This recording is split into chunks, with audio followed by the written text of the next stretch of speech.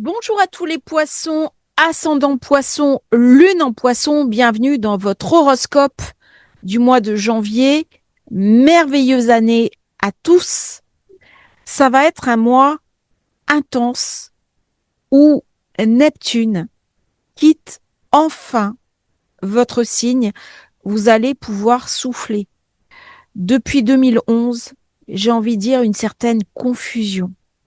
L'impression, alors aussi bien pour les poissons que les ascendants particuliers, il y a quelque chose qui échappe.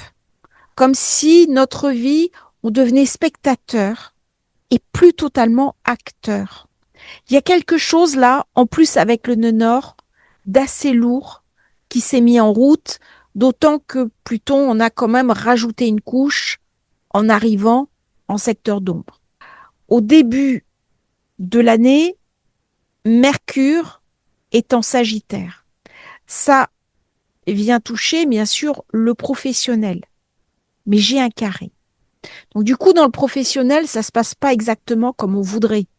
Il peut y avoir des conflits de personnes, des conflits avec l'autorité, le besoin de changer de travail, le besoin de s'exprimer autrement, différemment. Et tout ça crée une certaine vulnérabilité. Donc, on commence l'année avec une certaine instabilité, beaucoup d'émotions, beaucoup d'inquiétude aussi. Et petit à petit, on va apprivoiser les nouvelles énergies. 2026 va être une année très intéressante pour le poisson parce que toutes les planètes qui obscurcissent votre vue vont passer. Et c'est vrai que ces derniers temps, il y a eu une concentration d'énergie dans votre thème. Alors c'était très bien pour travailler sur soi. C'était très bien parce que Jupiter se trouvait dans la zone 5, le plaisir, les loisirs. On a pu faire une jolie rencontre. On a pu retomber amoureux de son compagnon, de sa compagne. Il y a eu des belles choses. Mais à l'intérieur de vous, il y a quelque chose qui est blessé. On a Chiron qui est en zone 2.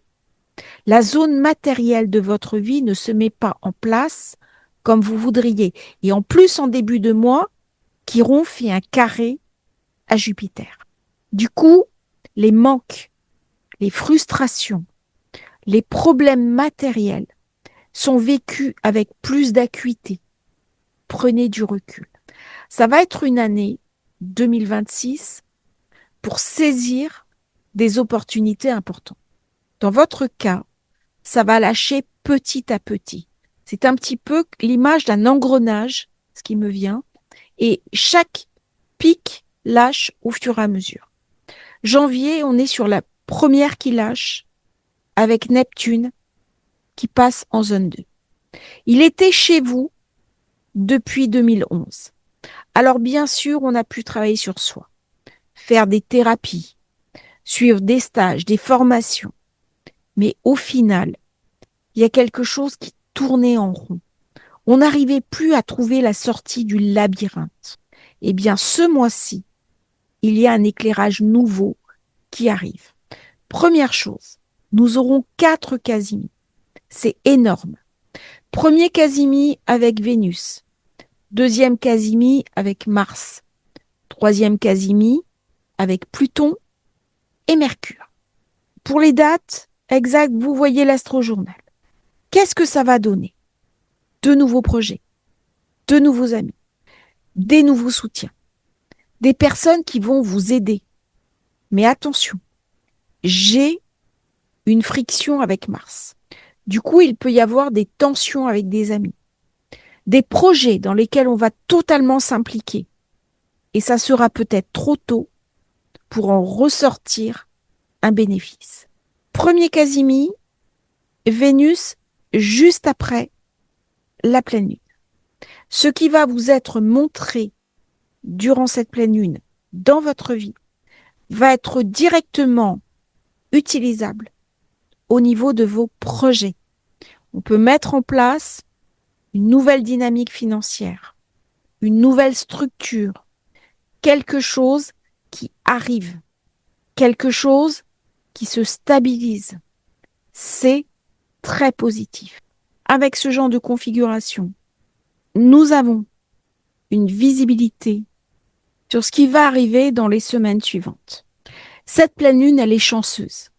La lune est conjointe à Cyrus, à Jupiter. Par contre, il y a une friction.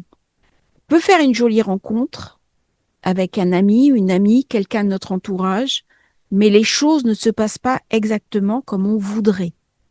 Ou alors ce sont nos projets qui ne se mettent pas en place comme on voudrait. Il y a un souhait qui râpe. Il y a quelque chose là qui n'est pas aligné. Et du coup, ça ramène de la frustration. Ça peut même ramener une forme de colère et une forme profonde d'insatisfaction. Ne vous laissez pas surprendre par des émotions négatives, parce que ça reste une période très chanceuse. La Lune est conjointe à Cyrus, qui est la plus belle étoile du ciel. Très important. Donc là, j'ai de très belles choses qui arrivent, des nouveaux projets, des soutiens aussi. Il est possible que des personnes que vous ne connaissez pas rentrent dans votre vie et vous amènent des nouvelles opportunités, que ce soit à titre personnel ou professionnel. Alors c'est vrai qu'il y a un choix à faire. Il est possible aussi qu'on sorte avec quelqu'un, puis qu'on ait à choisir entre cette personne et des amis qui ne sont pas d'accord avec notre nouvelle manière de vivre ou avec notre nouvelle relation. Ça va porter sur des choix essentiels de vie. Vénus, en quasi-mis au soleil, va mettre l'accent sur la lucidité que l'on a à regarder les autres. Les poissons, ces derniers temps, ont beaucoup aidé leur entourage, la famille. Ils ont eu tendance à se sacrifier, à s'oublier. Eh bien là, on va poser la question de qu'est-ce qui est essentiel pour soi avec Vénus-Soleil. Le 9, nous aurons le quasi-mis Soleil-Mars, pareil dans la zone des amitiés. On va faire du tri.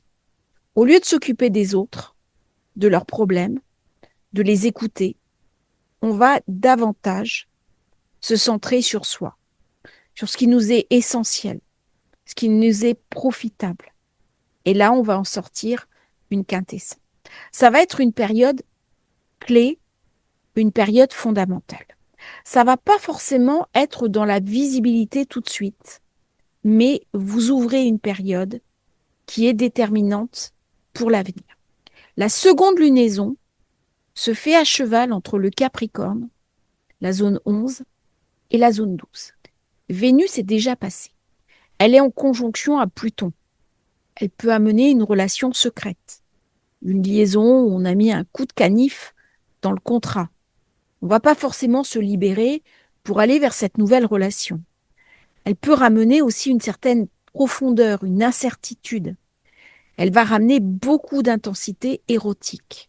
On a envie de vivre sa corporalité, sa sensualité. C'est une très belle période aussi pour s'introspecter, se connecter à ce qui est essentiel avec Saturne, Neptune, Uranus. Mais par contre, attention, j'ai toujours Jupiter qui vient frotter un petit peu cet amas qui est très puissant. Alors ça peut donner une cassure à l'intérieur de soi. Il y a un volet de sa vie où on est d'une certaine manière, un volet de sa vie où on est d'une autre manière. Et ça peut être déstabilisant pour les jours qui sont concernés. Mais ça va se remettre d'aplomb. Parce qu'à la fin du mois, j'ai un énorme stellium dans le Verseau. Neptune passe et il aide ce stellium. Le Soleil est conjoint à Pluton. Je vais avoir des révélations, des rêves intuitifs, des informations spirituelles. Ça va être une période très, très spirituelle où on va être complètement connecté sur son intuition, sur le sacré, sur l'essentiel durant cette période. Très, très belle période. Et là, en tant que poisson où vous avez une énorme sensibilité, le Soleil avec Pluton ramène de la puissance, le besoin de profondeur, le besoin d'aller au fond des choses. Par contre, attention, Neptune passe en zone 2. Avec Saturne, ça mène toujours un risque de flou, un risque de distorsion de la réalité. On pense gagner de l'argent et puis au final, on va en perdre. Donc, soyez très prudents dans vos investissements durant cette période, au moins au tout début de la conjonction. Une fois qu'elle s'éloigne, ça va mieux. On passe à autre chose. Mais là, il y a quand même quelque chose qui est un petit peu délicat à mettre en place. La fin du mois sera très intéressante parce que ce stellium en poisson, en Verseau, c'est très rare. Il va amener des configurations importantes au niveau collectif. Ça va me parler aussi de liberté. Ça va me parler d'indépendance, d'autonomie, de nécessité de trouver ma place dans un monde en train de changer. Et on ne peut pas le trouver si on n'a pas travaillé au départ à l'intérieur de soi-même. Qu'est-ce que ça donne? Une préparation. C'est assez intéressant parce que Neptune en 1 avait obligé à travailler sur soi, à travailler sur ses écuries d'Augias. Et là, ça ouvre une porte d'une forme de spiritualité très connectée.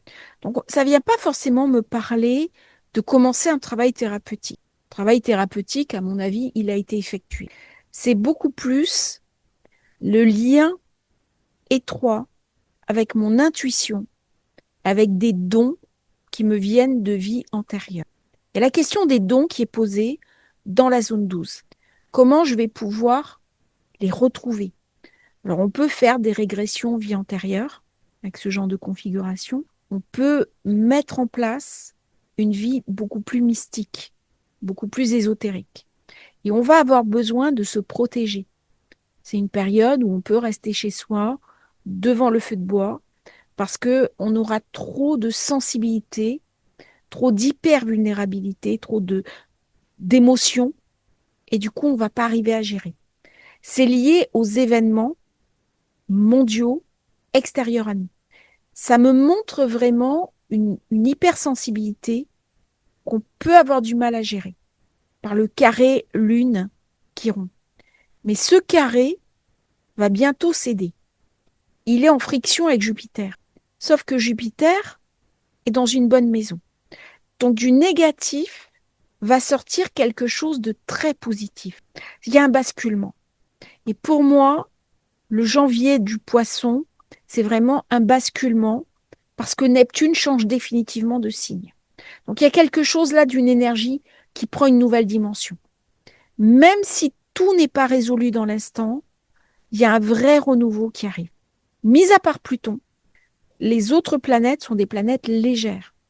Et Pluton peut vous donner des solutions inconscientes pour régler les problèmes que vous rencontrez. Je vous remercie, Poisson, d'avoir suivi cette vidéo. J'espère qu'elle vous aura intéressé. N'oubliez pas de vous abonner à la chaîne. Si vous voulez rejoindre l'Astro-Journal, vous avez le lien dans la description. À bientôt pour un nouveau partage sur Astrologie Facile et merveilleuse année à tous, à toutes. Plein de bonheur pour 2026 et de réussite en compagnie des astres. À bientôt à tous!